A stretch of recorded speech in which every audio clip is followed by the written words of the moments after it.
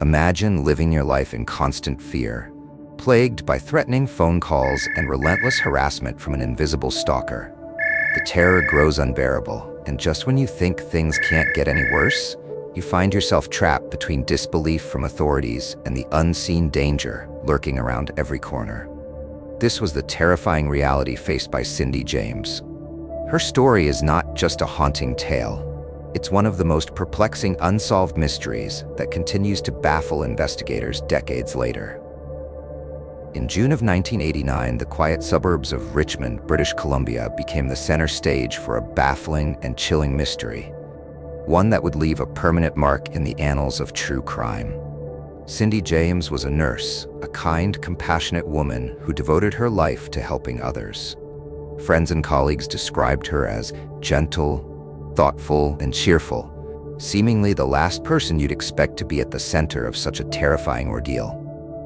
It all began in 1982. Cindy started receiving anonymous threatening phone calls. At first, she brushed them off as disturbing pranks, unsettling but harmless. But soon, these ominous calls escalated into something far more sinister. The voice on the other end knew intimate details of Cindy's life, details no stranger could possibly know.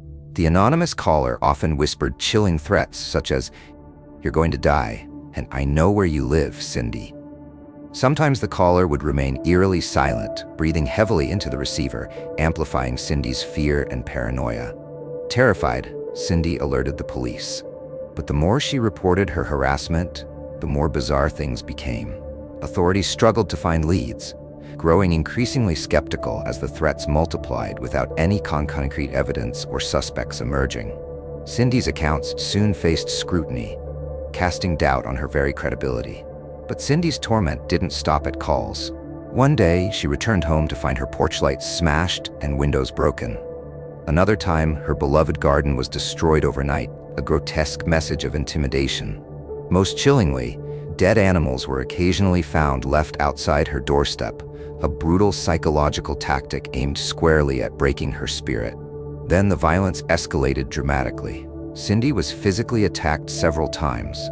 In one harrowing incident, she was discovered unconscious in a ditch, bound with nylon stockings around her neck, barely breathing. Miraculously surviving, Cindy claimed to have no memory of her attacker. But here's where the mystery deepens further. Police surveillance yielded nothing. They staked out her home, hoping to capture the perpetrator, yet no evidence surfaced. The attacker appeared almost supernatural, elusive, invisible, leaving no traces. Investigators, baffled by the lack of leads, began suspecting that perhaps Cindy herself orchestrated her ordeal. Could a respected nurse fabricate her torment? Was this elaborate harassment some form of twisted self-harm, a cry for help? Cindy vehemently denied these accusations, desperately pleading for understanding, asserting her innocence with a chilling certainty that someone wanted her dead. Despite her pleas, suspicion overshadowed empathy, leaving Cindy isolated, trapped between an unseen stalker and disbelief from those meant to protect her.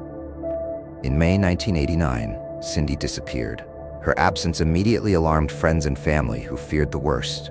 2 weeks later, their fears were confirmed when Cindy's body was found abandoned near an abandoned house. She was bound, drugged, and lifeless.